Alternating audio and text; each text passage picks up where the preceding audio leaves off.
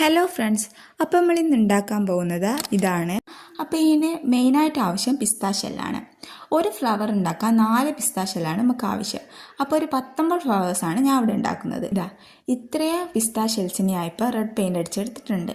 ഇനി ഇതേപോലത്തെ കുറച്ച് സ്റ്റിക്ക് ആവശ്യമാണ്. ഫ്ലവേഴ്സും ലീവ്സൊക്കെ ഇതിലാണ് നമ്മളിപ്പോൾ സെറ്റ് ചെയ്തെടുക്കുക. അപ്പോൾ ഇതിൽ ഗ്രീൻ പെയിൻ്റ് അടിച്ചെടുക്കണം.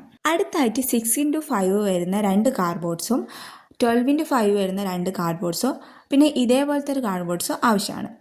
ബേസായിട്ട് എടുത്ത കാർഡ്ബോർഡിലേക്ക് 6x5 കാർഡ്ബോർഡും 12x5 കാർഡ്ബോർഡും ഒട്ടിച്ചു കൊടുക്കുക.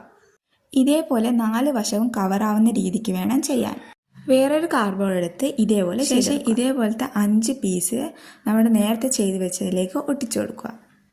അതിനുശേഷം ഈ കാർഡ്ബോർഡിലേക്ക് മൊത്തമായി വൈറ്റ് പെയിൻ്റ് അടിച്ചെടുക്കുക. ഇതുപയോഗിച്ചാണ് നമ്മൾ ലീവ്സ് ഉണ്ടാക്കിയെടുക്കാൻ പോകുന്നത്. ഇതേപോലെ ഒരു സ്റ്റിക്ക് എടുത്ത ശേഷം ആ ടാപ്പ് ഇതിലേക്ക് ഇതേ രീതിയിൽ ഒട്ടിക്കുക. ശേഷം ലീഫിൻ്റെ ആകൃതിയിൽ വെട്ടിയെടുക്കുക. ഇതേ രീതിയിലോ അല്ലെങ്കിൽ വേറെ ഏതെങ്കിലും രീതിയിലോ ലീഫ് നമുക്ക് ഉണ്ടാക്കിയെടുക്കാം.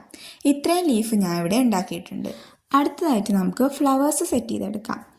വീഡിയോയിൽ കാണിക്കുന്നത് പോലെ ഒരു സ്റ്റിക്കിലേക്ക് 4 പിസ്താഷ്യൽസ് ഗ്ലൂ ഗൺ ഉപയോഗിച്ച് സെറ്റ് ചെയ്തെടുക്കാം. ഇത്രയും ഫ്ലവേഴ്സ് ഞാനിപ്പോൾ ചെയ്തെടുത്തിട്ടുണ്ട്. പിന്നീട് ഇതേപോലെ തെർമോക്കോൾ എടുത്ത് കട്ട് ചെയ്ത ശേഷം നമ്മുടെ നേരത്തെ ഉണ്ടാക്കി വെച്ച കാർഡ്ബോർഡ് സ്ക്വയറിലേക്ക് താഴ്ത്തി വെച്ച് കൊടുക്കുക. ഇതിലേക്കാണ് നമ്മൾ ഫ്ലവേഴ്സ് കുത്തിവെക്കാൻ പോകുന്നത്. ശേഷം ഇതിലേക്ക് ഫ്ലവേഴ്സും ലീവ്സും സെറ്റ് ചെയ്തെടുക്കാം. ഇതേപോലെ ഒരു ബോ കൂടെ സെറ്റ് ചെയ്താൽ നമ്മുടെ സാധനം ഇവിടെ റെഡി ആയിട്ടുണ്ട്.